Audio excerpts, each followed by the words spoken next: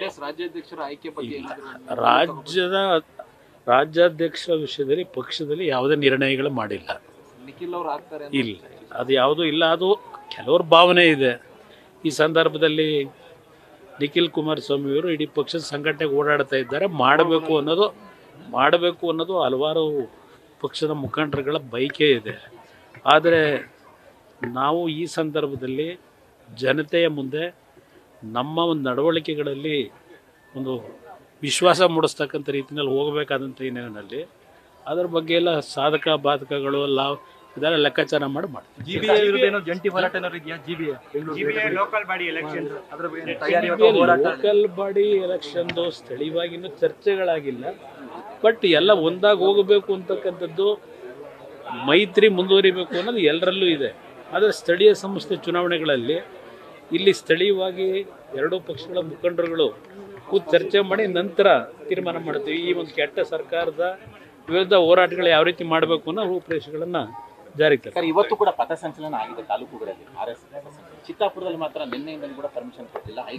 High court ಕೂಡ ಮಧ್ಯಪ್ರವೇಶ ಮಾಡಿ. ಈಗ ನಾನು ಕೇಳತಕ್ಕಂಥದ್ದು ಪಥಸಂಚಲನದ ವಿಷಯದಲ್ಲಿ ಪಥಸಂಚಲನ ಮಾಡಬಾರ್ದು ಅಂತ ನಾನೇನು ಹೇಳೋಕೆ ಹೋಗಲ್ಲ. ಪಥಸಂಚಲನದಿಂದ ಎಲ್ಲಾದರೂ ಅದನ್ನು ಮುಂದುವರಿಸ್ಕೊಂಡು ಹೋಗಿದ್ದಾರೆ.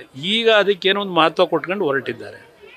ನಾನು ಮೊನ್ನೆ ಹಾಸನದಲ್ಲಿ ಹೇಳಿದೆ, ಇವತ್ತು ಮಹಾತ್ಮ ಗಾಂಧೀಜಿಯವರ ಒಂದು ಗುಂಡಾರಿಸಿದಂಥ ಪ್ರಕರಣ ಏನಿದೆ ಹತ್ಯೆ, ಆ ಸಂದರ್ಭದಲ್ಲೇ ನಿಷೇಧ ಮಾಡಬೇಕು ಅಂತ ಹೋಗಿ ನೆಹರು ಅವ್ರ ಕೈಯಲ್ಲಿ ನಿಷೇಧ ಮಾಡೋಕ್ಕಾಗಲಿಲ್ಲ. ಪರ್ಮಿಷನ್ ಯಾಕೆ ಕೊಟ್ಟರು ನೆಹರು ಅವರು? ಮತ್ತೆ ಅವ್ರಿಗೆ ಆಗಲಿಲ್ಲ. ಈಗ ಇವ್ರ ಕೈಲಿ ಆಯ್ತದ? ಇದೆಂಥ ಪಥಸಂಚಲನ ನಿಲ್ಲಿಸಿದ ತಕ್ಷಣ ಅವರ ಚಟುವಟಿಕೆ ನೀವು ನಿಲ್ಸೋಕ್ಕಾಗತ್ತಾ? ಅದರಿಂದ ಇದು ಮುಖ್ಯ ಇಲ್ಲ ನಮಗೆ. ನಾಡಿನಲ್ಲಿ ಇವತ್ತು ಉತ್ತರ ಕರ್ನಾಟಕದ ಭಾಗದಲ್ಲಿ ಮಳೆ ಅನಾಹುತ, ಇನ್ನೂ ಪರಿಹಾರ ಕೊಡಲಿಲ್ಲ. ಇನ್ನು ಆತ್ಮಹತ್ಯೆ ಶುರುವಾದರೆ ಜನಗಳು ಇವತ್ತು ಏನೇನು ಪರಿಸ್ಥಿತಿ ಇದ್ದಾರೆ ಅನ್ನೋದು ಗೊತ್ತಿದೆ. ಇವ್ರು ಯಾರು ಜನಗಳ ಹತ್ರಕ್ಕೆ ಹೋಗಿಲ್ಲ. ಮೇಲೆ ಅವರೇ ಆಕಾಶದಲ್ಲಿ ಸ್ವಲ್ಪ ನೆಲ ಕೀಳಿದ್ರೆ ಜನಗಳ ಪರಿಸ್ಥಿತಿ ಏನೋ ಗೊತ್ತಾಗುತ್ತೆ. ಅದನ್ನು ನೋಡದೆ ಇದು ಯಾವುದೋ ಈ ವಿಷಯಗಳು ಇಲ್ಲಿವರೆಗೆ ಒಂದು 3 ತಿಂಗಳು ಏನು ಬುರುಡೆ ಕತೆ ಆಯಿತು. ಆ ಬುರುಡೆ ಕಥೆಯಲ್ಲಿ SIT ಅವರು ನಡ್ಕೊಂಡ ರೀತಿಗಳಿದೆಯಲ್ಲ, ಯಾರು ಸರ್ಕಾರ ನಡ್ಕೊಳ್ತಕ್ಕಂಥ ರೀತಿನ ಆ 3 ತಿಂಗಳು ಅವನು ಯಾರೋ ಒಬ್ಬನ ತಗೊಂಡೋಗಿ ಹಾಕೊಂಡಿದ್ದೀರಿ. ಅವ್ರ ಹಿಂದೆ ಇದ್ದಂಥವ್ರು ಯಾರನ್ನ ಟಚ್ ಮಾಡಿದ್ರಿ? ಮುಖ್ಯಮಂತ್ರಿನ ಭೇಟಿ ಮಾಡಿ ಒಬ್ಬ ಜವಾಬ್ದಾರಿಯುತ ಸ್ಥಾನದಲ್ಲಿ ಇರ್ತಕ್ಕಂಥ ವ್ಯಕ್ತಿ ಮುಖ್ಯಮಂತ್ರಿಗಳಿಗೆ ಕಂಪ್ಲೇಂಟ್ ಕೊಟ್ಟನಲ್ಲ ಫಸ್ಟು, ಅದರ ಮೇಲೆ SIT ಮಾಡ್ತೀವಿ ಅಂದ್ರಲ್ಲ.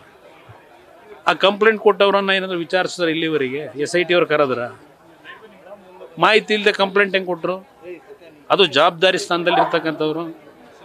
ಇವತ್ತಿನವ್ರಿಗೆ ಒಂದು ಇಂಚು ಮುಂದೆ ಹೋಗಿಲ್ಲ, ಬರೀ ಬುರುಡೆ ಅನ್ಕೊಂಡು ಕಾಲ ಕಳ್ಕೊಂಡು ಕೂತ್ಕೊಂಡು. ಇದು 3 ತಿಂಗಳು 4 ತಿಂಗಳು ಈ ಥರ ವಿಷಯಗಳನ್ನು ಇಟ್ಕೊಂಡು ನಿಜವಾದ ನಾಡಿನ ಸಮಸ್ಯೆ ಬಗ್ಗೆ ಇವರಿಗೆ ಆ ಸಮಸ್ಯೆಗಳನ್ನು ಪರಿಹರಿಸಬೇಕು ಅನ್ನೋದಿಲ್ಲ. ಕಳೆದ 2.5 ವರ್ಷದಿಂದ ಅದೇನೋ ಮುಖ್ಯಮಂತ್ರಿ ಅವಧಿ ಇದನ್ನ ಹೇಳ್ಕೊಂಡೆ ಕಾಲ ಕಳ್ಕೊಂಡು ಹೊರಟವ್ರು. ನವೆಂಬರ್ ಕ್ರಾಂತಿ ಅಂತ ಬೇರೆ ಹೇಳ್ತಾರೆ. ನ್ಯೂಸ್ ಫಸ್ಟ್ ನಿರ್ಭೀತಿಯಿಂದ ನಿಮ್ಮ ಪರವಾಗಿ.